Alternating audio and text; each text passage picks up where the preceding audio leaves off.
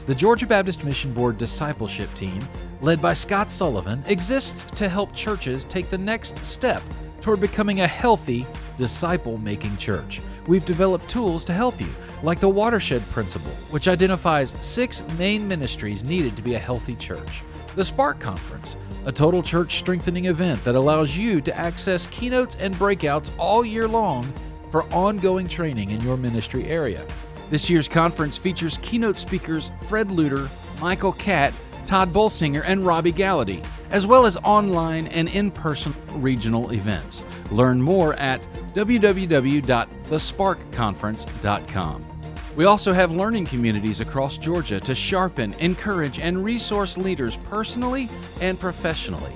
Find a community near you at gabaptist.org/discipleship. Don't forget you can find our previous episodes on Facebook, Instagram, YouTube, and your favorite podcast platform. Now let's join today's broadcast or podcast. Welcome, friends, to our Georgia Baptist Discipleship family. I have 2 incredible leaders with me today, and you are going to want to watch until the end because there just may be a special giveaway of a really cool swag pack that we're going to give away, but you'll need to wait till the end so we can share with you how you can get entered into that. First thing about Jim Allen, he is the Senior Vice President for the World Champion Atlanta Braves, and he has served in the Braves organization for over 23 years. Listen, the guy has completed an ironman, 6 marathons, in addition to all of the executive duties with the Braves organization. He also serves as an elder at the Perimeter Church here in Georgia. And we had the privilege of meeting back, I guess, last fall at one of our learning community leadership retreats. And I'm just telling you, he was such a blessing to visit with and to know what is happening there in that organization. So we're glad to have Jim on. And we also have Jay McSwain. He's the president and founder of Place Ministries, where he has served thousands of churches over the last 30 plus years. He's an author, a national speaker. He's served in churches of 10 people all the way to over 9,000 people. And he's widely known as an expert in local assimilation. So Jay currently serves as pastor of discipleship at First Redeemer Church, and he has the super cool opportunity to have played for the 1980 UGA National Championship football team. So this whole championship idea is not new to him, but he also currently serves the Braves organization as chaplain for, let me say it again, the world champion Atlanta Braves. Jim and Jay, welcome to our family. Glad to be here. Thank you. So good. Well, let me give a reminder to our audience here. We've got a collection of resources we want to give away. So make sure that you leave a comment and you'll get entered into that. And like I said before, as a special treat, if you share the broadcast, you just may get a swag pack. And I don't know, I may even get you a bobblehead or something. But seriously, Jim and I are going to work together. We're going to provide Atlanta Braves swag pack. So make sure you comment and share. Guys, let's jump in. Jim, let me start with you, because winning the World Series must have been a lifetime highlight. I mean, that is what, guys, in your organization, that's what you hope for, you pray for, that's what you build for decades for that kind of team. So can you tell us what it's like to win, to be a part of that organization, and maybe a behind-the-scenes memory or experience that most of us never get to see?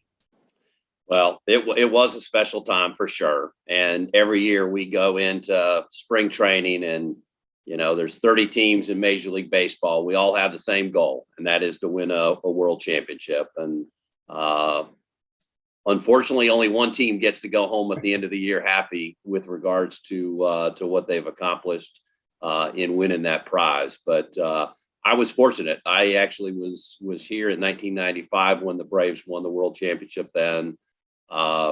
It's been a long time since then. So we've had a lot of really good teams that haven't quite been good enough to win it. But this was just a special year. We had a lot of injuries and a lot of things that we had to overcome. And it was just a great group of people working together and playing together in a way that ultimately won the big prize. So very, very cool, not just for me, but really for everybody involved with the Braves organization, all the way down to our fans. They've supported the team for a long time, and they get to share in the excitement and the enthusiasm of winning a world championship. So As far as stories go and kind of behind the scenes, there's probably a million of those. I'll throw out a couple real quick ones. So during the playoff run, if you will, as we were going through, there was a couple times where we were late in games. We were either tied or we were down.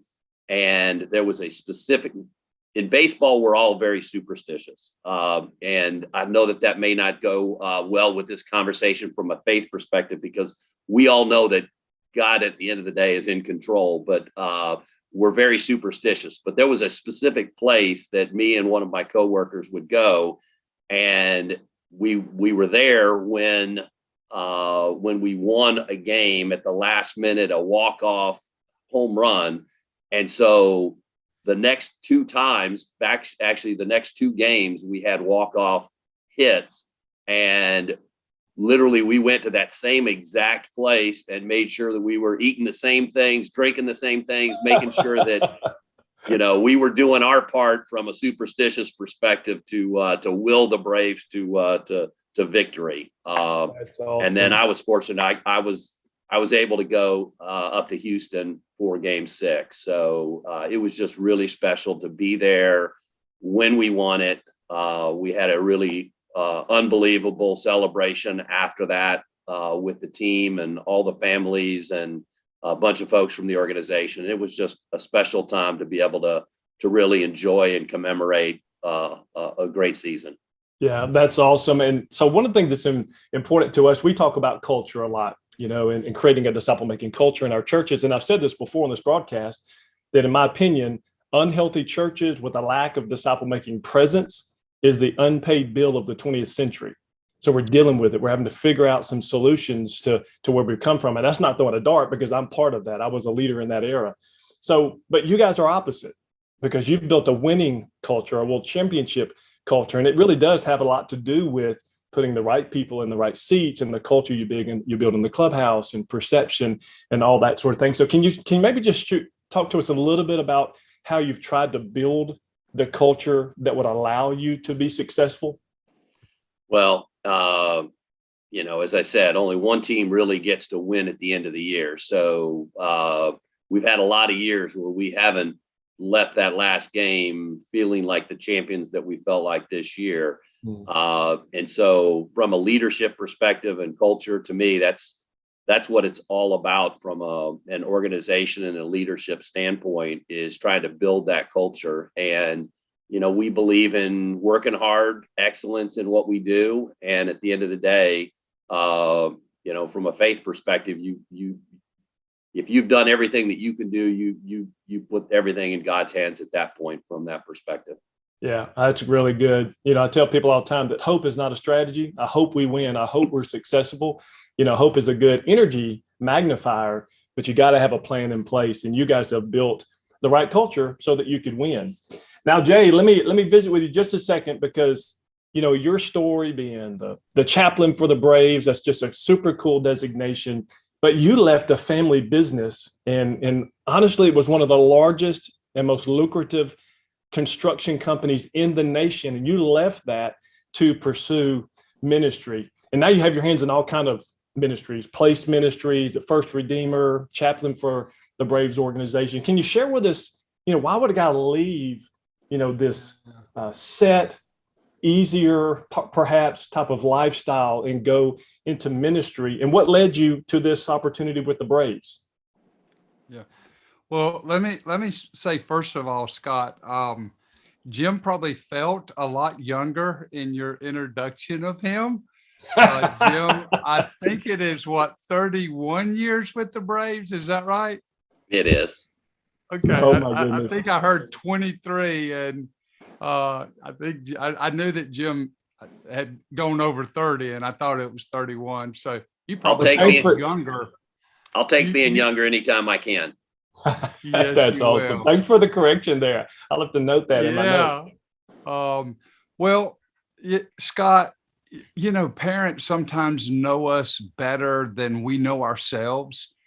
And my mother, I'll never forget, back in the late 80s, and yes, I am dating myself now, I had a tragedy in my life. I had committed my life to Christ my freshman year at Georgia. Went straight to seminary, started working in churches, and I had a tragedy in the late 80s, and I ended up getting out of vocational ministry, and I went to work in my family's business. And I'll never forget how many times my mom said to my wife, Jay will never be happy until he gets back involved in ministry. And while I loved working in that family business, my offices are still in that family business that my brother reminds me I never go to, but I do have a pretty nice office, by the way, with a lot of Braves paraphernalia. There you go. People like Jim have given me through the years. But I worked in it. I wouldn't say I was miserable, but, you know, I love reading. I mean, I read profusely. When I was in the construction business with my family, I think I read 2 books in nearly 10 years. I didn't go to bed thinking about construction. I didn't wake up thinking about construction. And when you asked me the story, it was like, I wanted to say, now, how long is this podcast? Yeah. Because there's a lot of story in it. But in 1995, my wife and I were going to a very large church here in Atlanta, and I was the poster child pew sitter. I mean, I did nothing. I began to rationalize that, you know, I'd make a lot of money and give money, and that'd be my way. And our family has been very fortunate to be able to give to a lot of different things that we believed in, but I didn't do anything. And in 95, I got back involved in the church, working with young single adults in our church here in Atlanta. And in September of 1995, I wear a bracelet on my hand since 1995, and it has the verse that changed the entire course of my life, Matthew 16:25. And it is where Jesus said, we'll find our life as we give it away. And, you know, that's a promise from God. And I help a lot of young single adults see that if we would give it, we would find it by getting involved in our church and our community. And boy, did we. And I left the family business. Last thing about it, I'll never forget my brother in 1996, right before I went to start our foundation that we have, my brother walked into my office. It was over by Perimeter. It was in a high rise overlooking the city. And my brother walks in about 5:30 in the afternoon. And he said, Jay, I can't believe you're going to do this. You're going to leave this business, and in this city, in our profession, you're somebody. You're going to leave and you're going to be nobody. He said, Jay, you have a life of luxury. He said, you work 20, 25 hours a week. You play tennis 4 or 5 days a week in the middle of the day, and you're going to walk away for a life of uncertainty. And all I can remember saying to him, Keith, I don't know exactly what the future holds, but I do know that God is calling me to do something different with my life. And, you know, I'm grateful that my brother and sister, they go out of town differently than I do, and they live a lot different life than I do. But I have never had one day that I've regretted the decision to give my life away by helping other people discover how to give their lives away. Never had a day. So thanks. That's so good. And Jay, you know a little bit about my story. Jim may not. You know, I resonate so deeply with that because Elizabeth and I, you know, we were serving one of the healthiest churches in Louisiana. Was said it was a kind of forever kind of place, and we literally were building our forever home. And the weekend we were supposed to move in that house is the weekend that I moved to Georgia. You know, people ask me all the time, why in the world would you do that? And I tell them, the last guy I know that ran from God got eaten by a fish.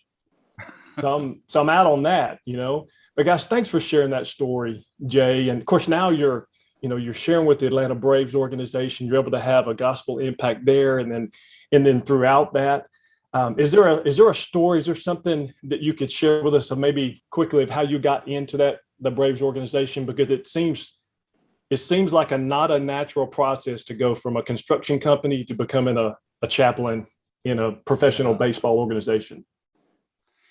Well, when my wife and I first left the family business, we ended up moving to San Francisco, and we became full-time volunteers at what is now Gateway Seminary, but was Golden Gate Seminary at the time, one of our Southern Baptist seminaries. And through that, being involved at Golden Gate, they had a transition into a new president, Jeff Orge. Some of you may know Dr. Orge, but he and I became friends, and he asked me to serve on his board, and I did for 10 years at Golden Gate, and he served on my board during those 10 years. And during that time, Jeff was the chaplain for the San Francisco Giants.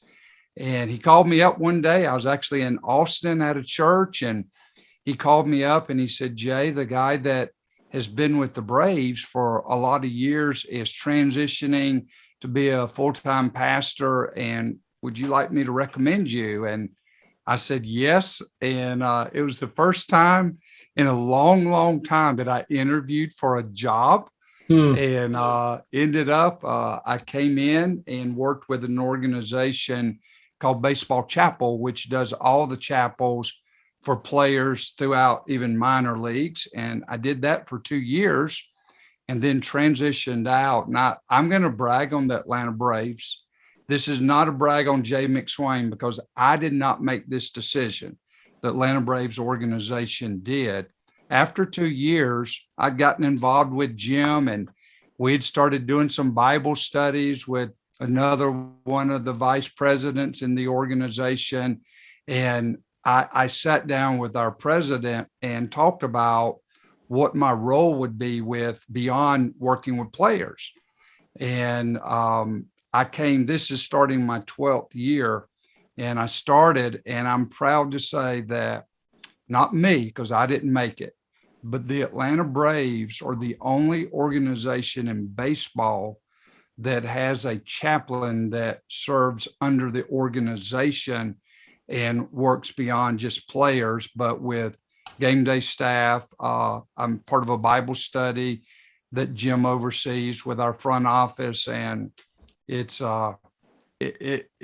been an incredible privilege to get to go every time I go to the stadium and minister, but even beyond the stadium with people that I get to do life with. So, and I tell you what I love about both of y'all's story is you're going through doors that the Lord is opening. You're not trying to knock down doors that are closed, and the Holy Spirit of God is directing your path. And Jim, this goes into a second question I want us to talk about here, because this whole idea of integrating faith and gospel impact into a secular marketplace is personal to me, because I watched my dad do this growing up. So he was a salesman, started his own business. We lost just about everything we owned in the first 3 years. It was oil and gas. It was an industry where it's not okay to display your Christian values. But I can remember as a high schooler working in the back, sandblasting, painting valves, and I'd walk in and he'd be talking to a guy from Maine or the Panhandle of Texas or Washington State. And he said, man, I get what you're saying. Can I share with you something I learned in my Sunday school lesson yesterday? Man, he did that over and over. And I watched him do this. And I'm just going to tell you, we lost everything when we started it. And then 30 years later, when he sold the business, he had 25 people working for him. So God honored that. So Jim, let me just throw this to you. How in the world do you integrate that faith and have gospel impact in a secular marketplace when it rarely is Christian friendly to have that kind of worldview? Yeah, I mean, it definitely is. It's a secular business that I work in, undoubtedly. But I think, when you live your life a specific way, and we're all called as Christians to share our faith. And so, if you live your life in a particular way and you build relationships, obviously the people you work with, you have relationships with those individuals, and where you have those opportunities. And I'll be the first one to admit, I've not always been great with this, and I'm still not great with it. I'm getting better, maybe is a good way to put it. But Jay undersold himself a lot. He's been a phenomenal part of our organization. Having him be a chaplain for the organization is a really, really important thing. So the time and energy that he devotes to me and others within the organization is something that we're very thankful and appreciative of. So as Jay kind of alluded, we actually, we've done different things over the years, and there was times where it was me, Jay, and another individual. And I've been part of a discipleship group, actually through Perimeter, which discipleship is life on life. Discipleship is a big thing for a Perimeter church. And I've been a part of a men's group as far back as I can ever remember. And I will always be a part of a group just because how important it is to me personally, but also to invest in others. And I just think that it's something that as a Christian, we all should be doing. But, and I don't remember how long ago, but I just felt called that we needed to start a discipleship group here at the Braves. And it literally started with me, Jay, and one other individual. And it was amazing how quickly that became a much bigger group. I think we've got 13 folks in our discipleship group now, and it expanded rapidly because there were people here within the organization that were craving and wanting exactly that. And, we're all on our journey, we're all on our walk, and it's just neat to be able to be in a workforce where that you've got brothers and sisters in Christ that you are locked arm in arm with. And we joke around. It's probably not a great thing to even joke around about, but we spend so much time at work that it's important for us to be able to live our faith out in everything that we do. And I would say especially in our workforce, because we're here a lot and we have a lot of time and energy, but also we have a lot of relationships that we can take advantage of from that perspective to share that.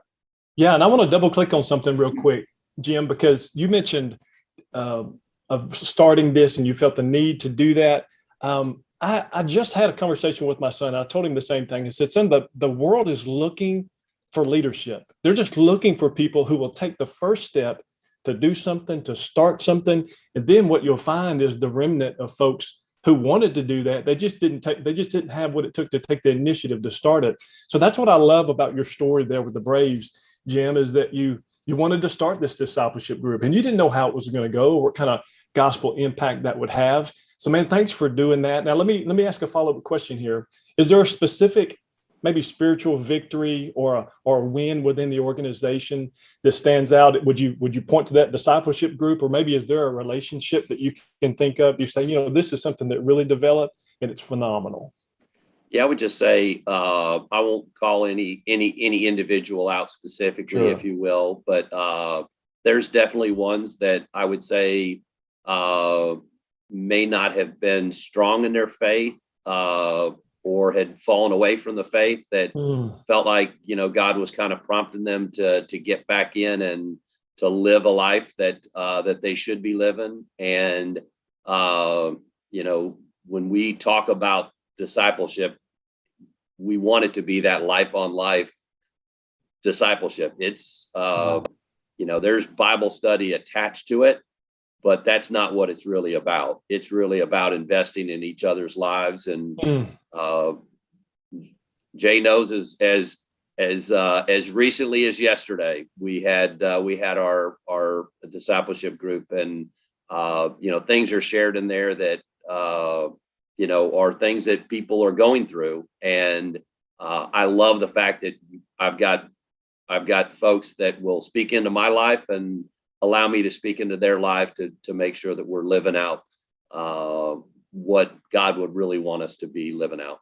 Well, that's great. Now, Jay, making the shifts that you made in life, that doesn't come easily, and there had to be some major influences. So is there is there a person that you would say, this is the greatest influence in my life, that has led me to these gospel, marketplace ministry? And do you have a win or a spiritual victory that you would point to, not with a specific player, but maybe with players or within the organization, of how God has used you in this chaplain role? Yeah, I could go on and on about those, I mean, moments that, if you want to call them wins or victories, but, during the World Series, there was one of our greeters. I took a picture with him. People are going crazy, and it's surprising, some of the people there that work as greeters, what they do outside of the Braves. And he'd been a pretty high level executive, but he loved baseball and wanted to be around it. Well, 4 years ago, after I took the picture of us, and he sent me the next day and said, I just want to remind you that 4 years ago, you helped me get involved with a Celebrate Recovery group over in Marietta. And he said, I've been sober. Yesterday was my 4-year anniversary of being no drinking. And he said, I'll never be able to say thank you. I think about one of our former pitchers who never wanted to come to chapel. He said, you don't ask me to pray, are you? He said, the other guy, I went one time and he asked us, and long and short, I helped him. I led him to Christ, and he ended up going and playing with another team. And the day before he left to go with that team, he and I spent 5 hours and talked about his eternal security, where he would spend eternity. And he went to heaven, but he made a bad decision about a year later and lost his life. And I did his funeral. And being able to stand up and know where he was based on our discussions. And then another player, I got to help lead him to Christ, baptized him in the Jordan River. And next week, I'm actually going to his house, a piece of property that he bought. And he's looking at, after baseball, building an assisted living place for older adults. And we're walking that property next week. Awesome. Pray. So I could go on and on. They're just, and again, I could talk about things in the group with Jim, and Jim could too, but and I love how you guys both recognize the influences in your life. Now God has given you influence in others. And it reminds me of a quote from Ken Adams, a guy, Jim, that was speaking at that event where I first met you.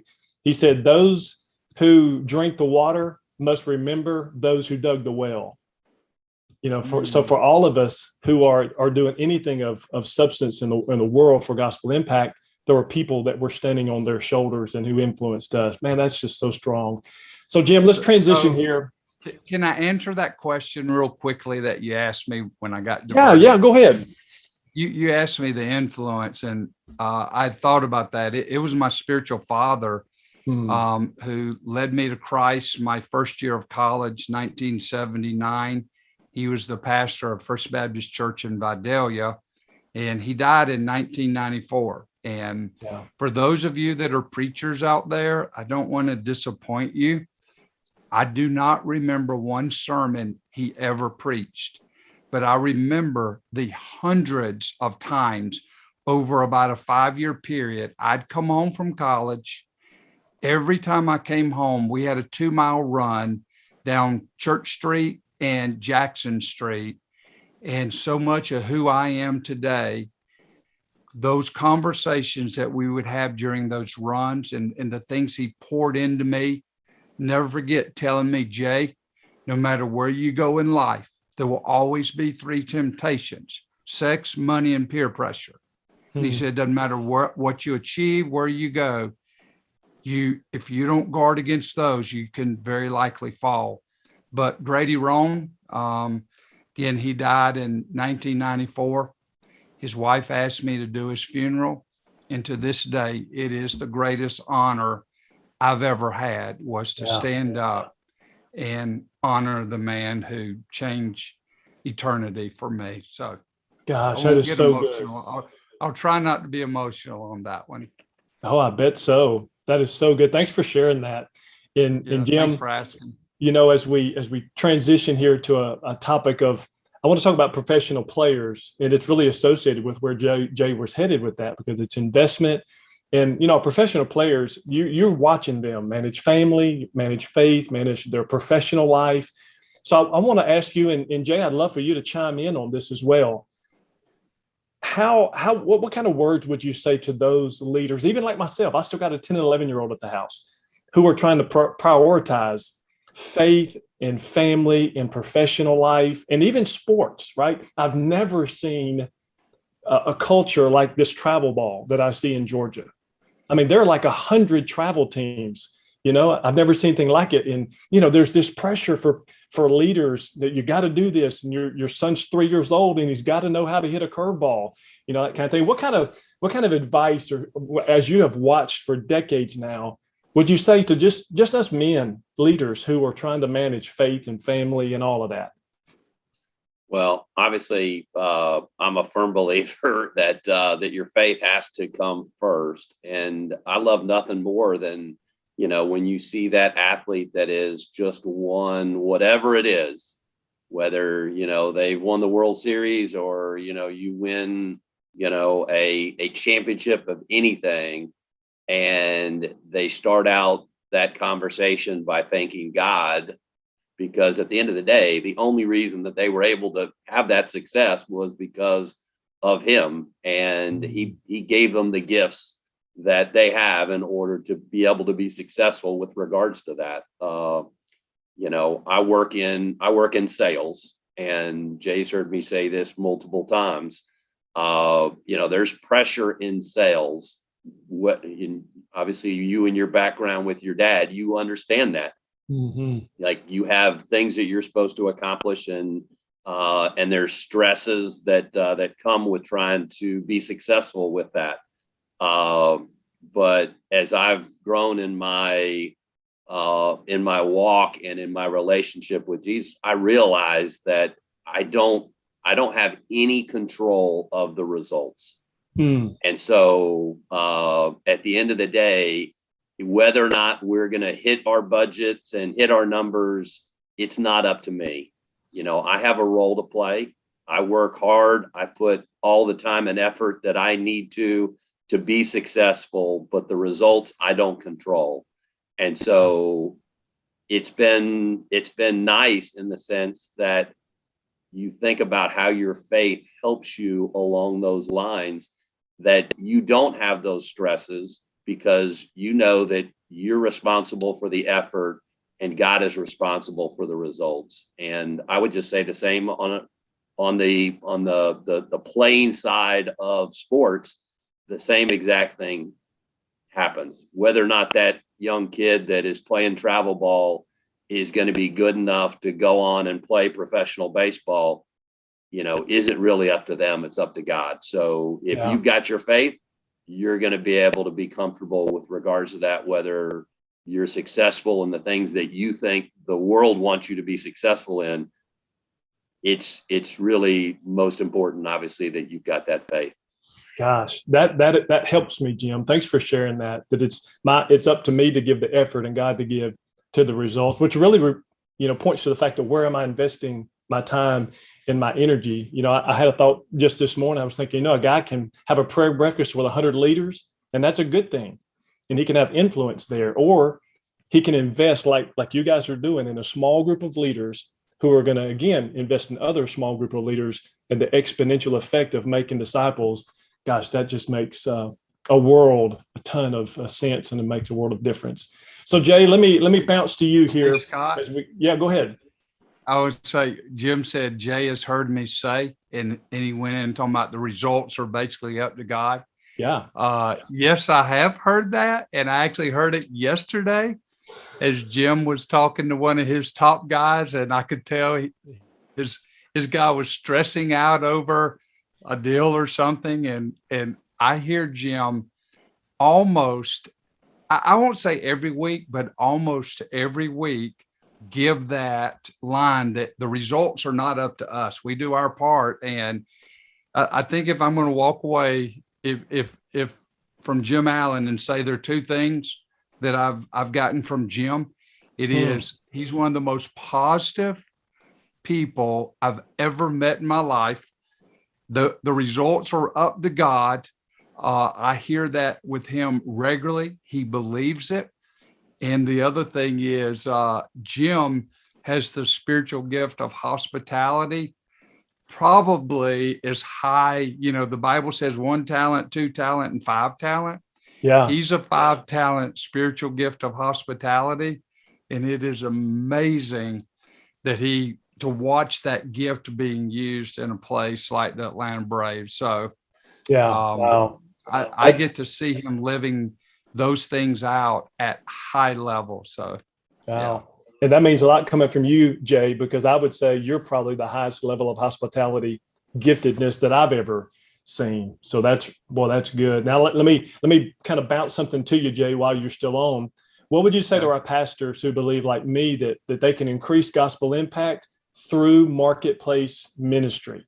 Like, what would you say, where to start? Like, what's something they can do this week or this month to begin to invest in leaders that really make a difference in this marketplace ministry, like what you guys are involved in? Yeah.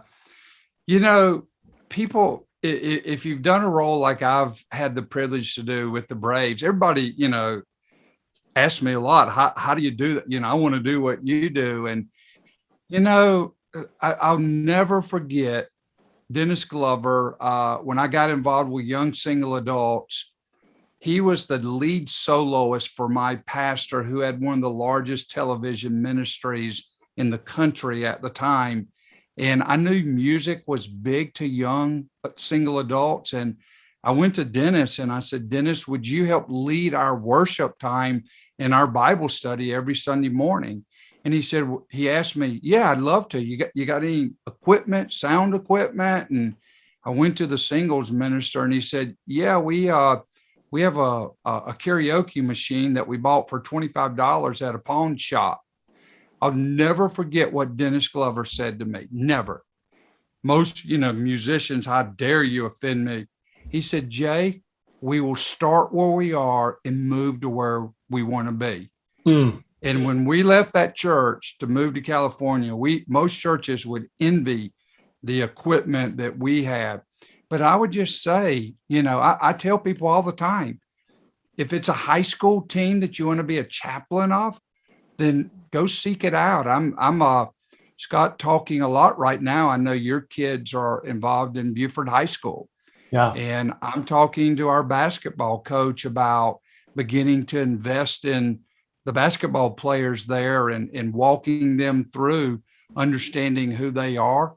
That's, they obviously have they perform really high in high school sports, but I just wish that people, it wouldn't be whether the platform is big or not, but they would figure out what they're passionate about.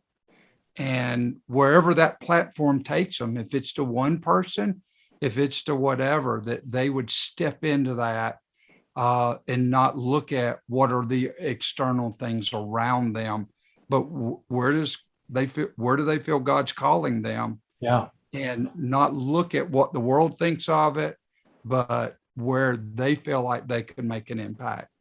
That would be my advice. Solid advice. Sounds so much about your story and mine as well. Now, Jim, let me give you a last word. Any final words that you would of encouragement or challenge that you would leave with our viewers? No, I appreciate this opportunity to be able to speak into this and kind of share a little bit about what we've done here. I'm thankful for what you do. I'm thankful for what Jay does. People who don't work in the ministry on a day-to-day basis. Sometimes I feel like, we don't have the impact, and we don't that people in the ministry do, but we all play our part. And I love the fact that obviously you're highlighting that and calling that out and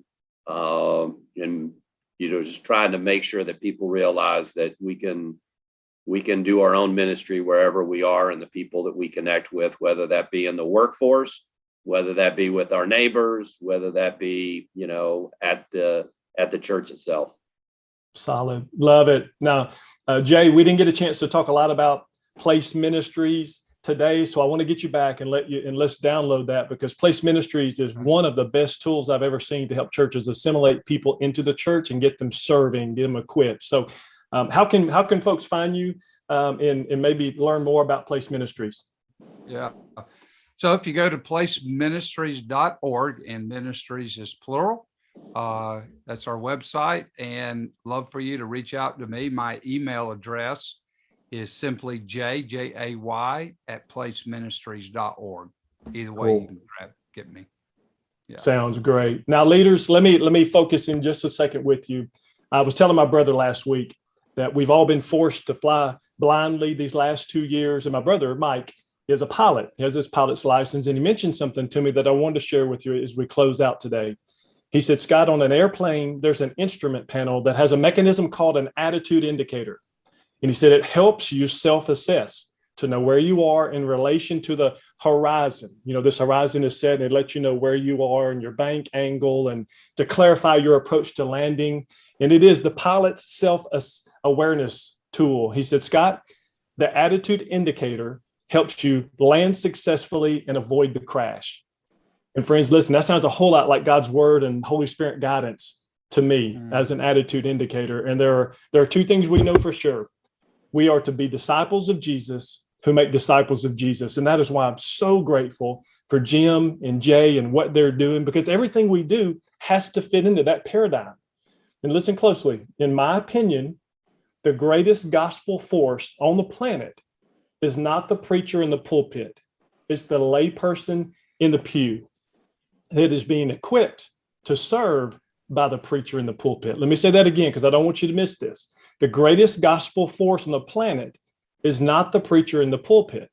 It's the layperson in the pew who is equipped to serve by the preacher in the pulpit. And marketplace ministry, marketplace leaders, marketplace chaplains are an incredible opportunity to help us finish the task of making disciples of all nations. Jim Allen, Jay McSwain, thank you guys for joining me today. You both are a joy to hang out with and to get to know. Thanks for being here. Enjoyed it. Thank you. Now, to our listeners, we want to make sure that you do get entered into this drawing for the Atlanta Braves swag pack. So make sure you comment, share the broadcast, and you'll get entered. And Atlanta will let us know who wins that. John Graham, Lana Melton, thanks for producing. And I want to remind everybody that we're only able to do this broadcast because you guys give generally to the cooperative program. So thanks for doing that. Now, I pray that today's discussion with Jim and Jay will challenge, equip, and inspire you to invest in marketplace ministry leaders that make a world impact in discipleship.